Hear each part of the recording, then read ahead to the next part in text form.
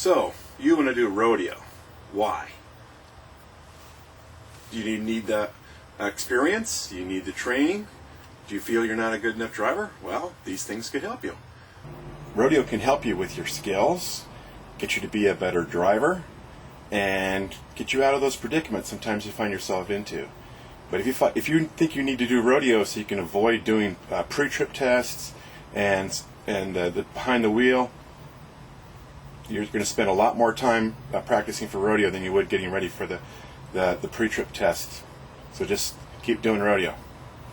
So some of the things we need to talk about is before you go out in the course, you need to set up your reference points. So we're going to show you that.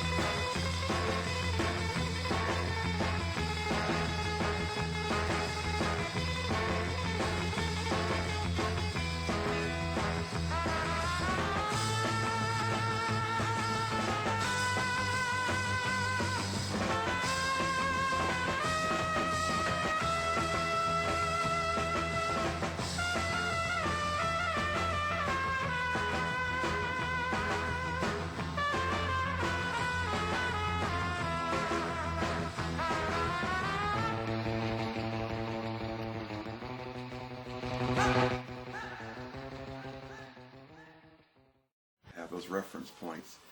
The most important thing is that you need to have your seat set in the same position every time.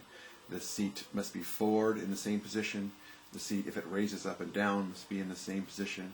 And the seat back, if it moves, it needs to be in the same position every time. You need to sit the same way, because nothing works unless the seat is set up right. The reference points won't work. So you have to have the seat adjusted the same way. So keep track of where you've got the seat adjusted to, and that, like on my seat, I have the seat back is all the way up, the seat is all the way raised up, so that, and the seat is in a certain position. I can tell by looking at the floor where the seat is, and then I'm sitting the same way every time. That's very important. Then you have in the mirrors, you need to be able to see at least on the left side of the bus, as far back on the ground as you can in front of the tire. This helps on the left turn and on the backline crossover. On the right side of the bus, you need to be able to see the same thing, as far up as you can, but it's much harder in that mirror to see farther. So usually about 4 feet, 5 feet in front of the rear tire in the flat mirror is fine. The convexes, you want to be able to see the body of the bus, because it's very important that you see the body of the bus as right below the driver's seat on the left side, and the step on the entrance side, because these are important for the backline crossover and the parallel park. Use the broom. Now on our bus, the broom is 4.5 feet long. This is perfect because when you do the backup stall, you're trying to stop the bus 4.5 feet from the back of the stall.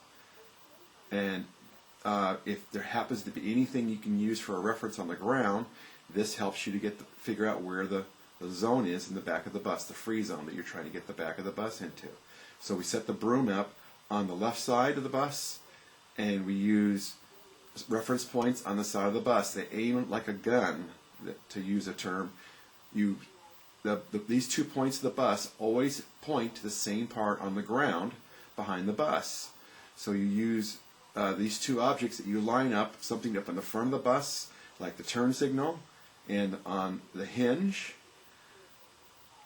Those 2 things always point to 2 things you want to see. The tip of the broom would represent the bumper of the bus. The bristles of the brush represent 4.5 feet.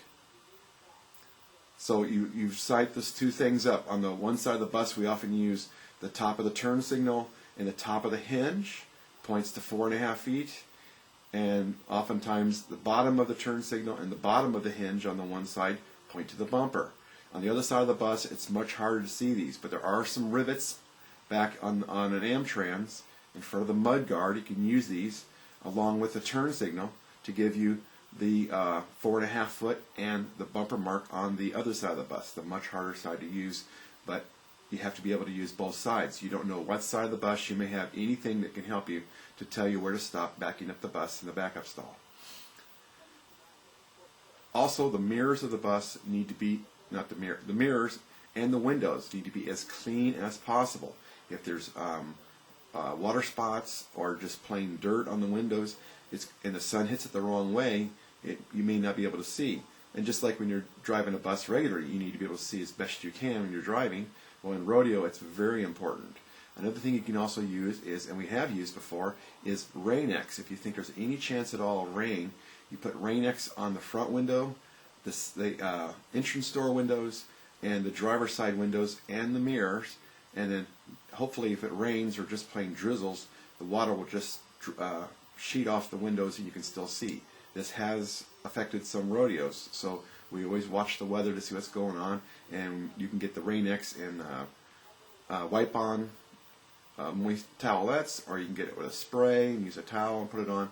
It's pretty easy to use. You can also add, and I have done this, add the liquid to your the bus's windshield washer fluid, and every time you spray, it puts a coat on the windshield where the windshield wipers wipe, and helps keep the window, any moisture from sticking on the window right there, and that way you've already got a backup you can use to keep your windows from clean. Can't think of anything else. I guess we need to go back outside the bus and show you some of these things, and we'll see what happens. Okay. Back outside.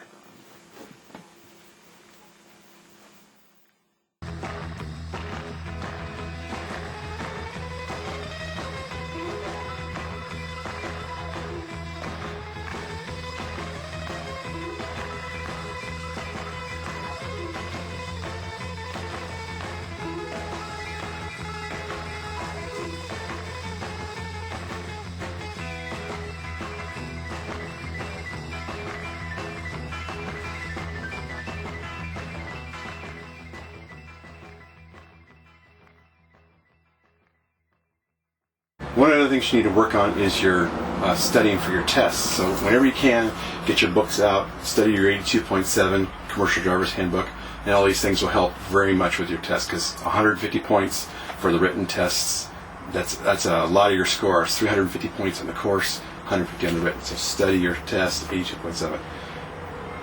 What's that noise? And you got to remember, rodeo people have a great sense of humor, and they're practical jokes. So what's that noise, though? What? Hey!